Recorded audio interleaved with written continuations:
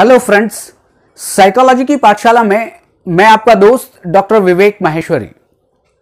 और आज जिस टॉपिक को हम डिस्कस कर रहे हैं उसका नाम है एक्सीडेंटल, इंसिडेंटल या कन्वीनियंट सैंपलिंग, जिसे आप आकस्मिक प्रतिचयन, प्रासंगिक प्रतिचयन या फिर सुविधापूर्ण प्रतिचयन कह सकते हैं। आपसे केवल आज इतना ही कहूंगा कि आप केवल और केवल इनके शब्दों पर ध्यान दें कि इनमें क्या लिखा है। केवल उसी से समझ में आ जाएगा कि यह सैंपलिंग मेथड क्या है। मैं अगर एक शब्द पे जाता हूं एक्सीडेंटल सैंपलिंग, ये तीनों ही सैंपलिंग एक ही हैं, एक ही सैंपलिंग के तीन नाम हैं। उसे आप कन्वीनियंट सैंपलिंग भी कह सकते हैं, इंसिडेंटल सैंपलिंग भी कह सकते हैं, एक्सीडेंटल सैंपलिंग भी कह सकते हैं, या सुविधापूर्ण, प्रासंगिक या आकस्मिक प्रतिचयन। आप किसी भी नाम से इसको समझ सकते हैं। लेकिन हम एक एक शब्द पर देखें तो यहां पर एक वर्ड लिखा है जिसे कहते हैं एक्सीडेंटल। मैं आपसे एक प्रश्न पूछता हूं, एक्सीडेंट आपको बताकर आता है? एक्सीडेंट के बारे में आपको पता होता है कि अभी मेरा एक्सीडेंट होने वाला है, या फिर एक्सीडेंट अचानक होता है? आपको पता नहीं होता, आप तो केवल जा रहे थे और आप गिर गए। आपको पता नहीं होता, आप मोटरसाइकिल से जा रहे थे और किसी ने आके आपको ठोक दिया। अगर पहले से अगर कोई चीज पता रहे कि नहीं मुझे कोई आदमी मारने वाला है, वो मोटरसाइकिल वाला आके मुझे मार देगा, पहले से पता रहे तो हम कुछ बचने की प्लानिंग कर सकते हैं। लेकिन पहले से हमें पता नहीं है, और एक्सीडेंट कभी भी होता है अचानक होता है। और एक्सीडेंट की जो हिंदी होती है वो होती है आकस्मिक, अकस्मात होता है, अचानक होता है। वैसे ही आपकी एक्सीडेंटल सैंपलिंग है। और अगर बात करूं कन्वीनियंट सैंपलिंग की, तो कन्वीनियंट सैंपलिंग का मतलब, कन्वीनियंट का अगर आप हिंदी देखें सुविधापूर्ण।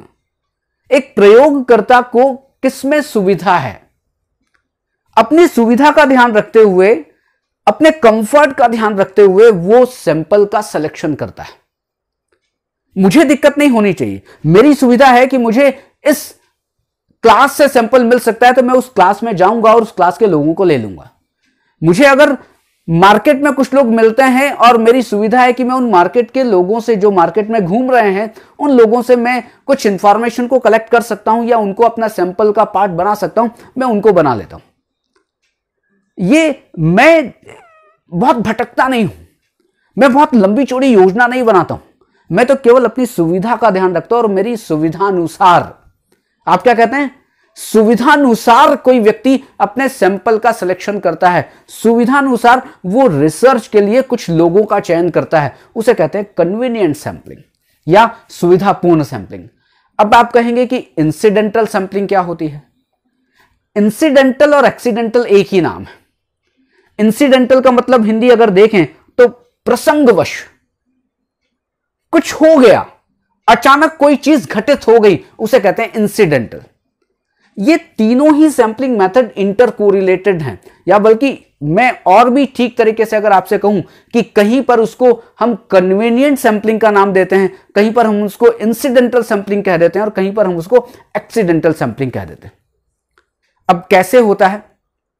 ये जो सैंपल हैं, ये जो सैंपलिंग मेथड है, वो असंभाव्यता प्रतिचयन विधि का एक प्रकार है, नॉन प्रोबेबिलिटी सैंपलिंग का एक प्रकार है। हमने अभी पिछले कुछ वीडियो में प्रोबेबिलिटी सैंपलिंग के 4 प्रकारों पर अलग अलग वीडियोस बनाए थे, और आज हम बना रहे हैं अपना जो वीडियो है वो नॉन प्रोबेबिलिटी सैंपलिंग का जो प्रकार है, कन्वीनियंट, इंसिडेंटल या एक्सीडेंटल सैंपलिंग। एक काम करते हैं, हम एक टॉपिक लेते हैं, और टॉपिक ऐसा है जिस पर हम रिसर्च करना चाह रहे हैं। और वो टॉपिक यह है कि मैं जो गुजरात है, या गुजरात की छोड़ दें, गुजरात तो एक बहुत बड़ा प्रदेश है, लेकिन मैं ये कहूं कि एक कोई पर्टिकुलर कोई प्लेस है, कोई एक जगह है, कोई एक मोहल्ला है, मैं उस मोहल्ले में जितने भी ड्रग एडिक्टेड लोग हैं, जो कि नशा करते हैं, उनकी पर्सनालिटी का अध्ययन करना चाहता हूं। मैंने क्या कहा? मैं एक अध्ययन करना चाहता हूं, मैं एक रिसर्च करना चाहता हूं उन लोगों के ऊपर जो ड्रग एडिक्टेड हैं, जो नशा करते हैं, वो किसी भी तरीके का नशा कर सकते हैं, और उनकी पर्सनालिटी कैसी है। इसका सीधा सा मतलब है कि मैं ये अध्ययन करना चाहता हूं कि ड्रग एडिक्शन का उन व्यक्तियों की पर्सनालिटी पर क्या प्रभाव पड़ता है। Effect of drug addiction on personality.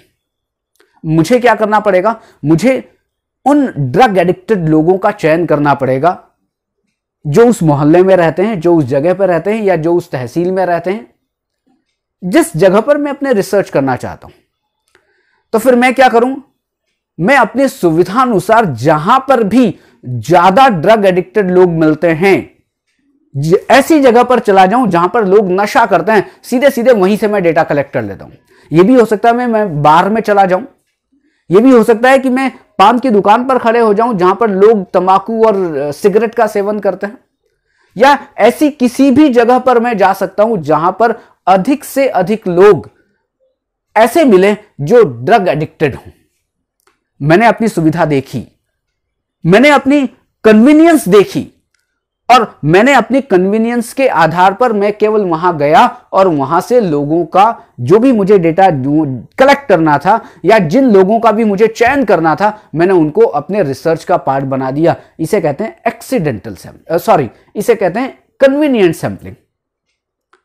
जहां पर मैंने अपनी सुविधा देखी, मैं ऐसा कर रहा हूं कि मैं प्राइमरी स्कूल पर अपना काम करना चाहता हूं, और प्राइमरी स्कूल पर काम करना चाहता हूं तो मेरे घर के आसपास या मेरे सराउंडिंग्स में जो प्राइमरी स्कूल सबसे पास हो, मैं वहां पर जाता हूं, वहां पे जो प्रिंसिपल है उससे बात करता हूं, उसके टीचर से बात करता हूं, उनके पेरेंट्स की कंसेंट लेता हूं और उन प्राइमरी स्कूल के बच्चों पर अपना एक रिसर्च कर लेता हूं। मैंने कहीं दूसरी जगह नहीं गया, मैंने अपनी कन्वीनियंस देखी, मैंने अपनी सुविधा देखी, और अपनी सुविधा के अनुसार मैंने उन सैंपल का सिलेक्शन किया। और इसी को अगर एक्सीडेंटल सैंपलिंग के तरीके से अगर समझना चाहूं तो तब मैं क्या करता हूं, मुझे करना क्या है, मुझे लकुलिश योग यूनिवर्सिटी पर एक रिसर्च करना है, लकुलिश योग यूनिवर्सिटी के स्टूडेंट पर एक रिसर्च करना है। तब मुझे लकुलिश योग यूनिवर्सिटी के स्टूडेंट्स को अपने सैंपल में सेलेक्ट करना पड़ेगा। मुझे उस लकुलिश योग यूनिवर्सिटी के स्टूडेंट को अपने सैंपल का पार्ट बनाना पड़ेगा। तो मैं क्या करूं, मैं एक्सीडेंटली जो मुझे मिल जाए, जो मुझे सबसे पहले मिल जाए, मुझे अगर 50 लोग लेने हैं और जो मुझे 50 मिल जाएं वहां के स्टूडेंट, मैं उस यूनिवर्सिटी में जाऊं और भाई साहब आप मेरे सैंपल का पार्ट बनेंगे? हाँ बन जाऊंगा, आ जाइए। आप बनेंगे, कोई तीसरा मिला तीसरा बनेगा, चौथा मिला, मतलब जो पहले मिल गया। यही तो होता है, आप क्या कहते हैं, जो पहले मिल जाए या एक्सीडेंटली जो मिल जाए। मैं वहां पर जाऊं और गेट पर 5 लोग खड़े हों कि भाई साहब मैं एक रिसर्च करना चाहता हूं और क्या आप मुझे मदद कर सकते हैं, क्या आप मेरे एक सैंपल का पार्ट बन सकते हैं? वो कहेंगे हाँ ठीक है। तो मतलब 4 लोग आपको मिल गए, मतलब आपके सैंपल के 4 लोग तो मिल गए। एक्सीडेंटल या हम कहें कि कन्वीनियंट, कि आपको सुविधा कितनी है, आपको मतलब एक रिसर्चर को कितनी सुविधा है, अपनी सुविधा के आधार पर वो सैंपल का सिलेक्शन करता है। लेकिन यहां पर रैंडमाइज्ड सिलेक्शन नहीं होता है, यहां पर रैंडम सिलेक्शन नहीं होता है, क्योंकि रैंडम सिलेक्शन होता है प्रोबेबिलिटी सैंपलिंग में। और ये क्या है, ये एक नॉन प्रोबेबिलिटी सैंपलिंग है, असंभाव्यता प्रतिचयन विधि है। और असंभाव्यता प्रतिचयन विधि में जो रिसर्चर है, रिसर्चर की विश काम करेगी, मेरी लाइक्स और डिसलाइक्स काम करेगी, मेरा पक्षपात भी वहां पर प्रभाव डालेगा। मैं जिसको चाहूंगा उसका मैं सिलेक्शन कर सकता हूं। मेरी कन्वीनियंस ये है कि ये 4 लोग मुझे जानते हैं, तो मैं उन 4 लोगों को अपना सैंपल का पार्ट बना लूं। अब जो मुझे जानते हैं, मतलब ये मेरा कहना ठीक ढंग से मानेंगे, इसलिए मैंने इनको ले लिया। लेकिन ये कितनी अच्छी तरह मेरे रिसर्च का पार्ट बन पाएंगे, इसका मैंने कोई ध्यान नहीं रखा। मैंने तो क्या है, जो भी मुझे मिलता है, मेरी सुविधा जिसमें होती है, एक्सीडेंटली जो मुझे मिल जाता है, आकस्मिक रूप से जो मुझे मिल जाता है, मैं तो केवल जाता हूं और मैं टकरा जाता हूं और वो मेरे सैंपल का पार्ट बन जाता है। यही है कन्वीनियंट, इंसिडेंटल और एक्सीडेंटल सैंपलिंग। लेकिन इसकी अपनी एक लिमिटेशन भी है।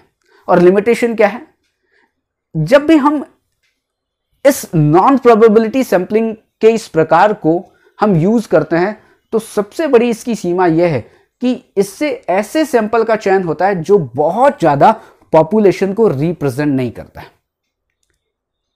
आपने सैंपल की एक डेफिनेशन सुनी होगी कि sample is a representative group of A population, कि उस जनसंख्या का एक ऐसा समूह होता है सैंपल जिसमें कि जनसंख्या की सारी विशेषताएं होनी चाहिए। लेकिन इस मेथड में यह जरूरी नहीं है कि बहुत सारी विशेषताएं जो जनसंख्या में हैं वो आपके सैंपल में भी होंगी। वो सैंपल आपका रिप्रेजेंटेटिव ग्रुप हो भी सकता है और वो रिप्रेजेंटेटिव ग्रुप नहीं भी हो सकता है। यही है आपकी एक्सीडेंटल, इंसिडेंटल और कन्वीनियंट सैंपलिंग। तो अगले वीडियो में हम फिर एक नए टॉपिक पर, एक नई नॉन प्रोबेबिलिटी सैंपलिंग के एक फिर नए टाइप पर हम डिस्कशन करेंगे। तब तक के लिए थैंक यू वेरी मच।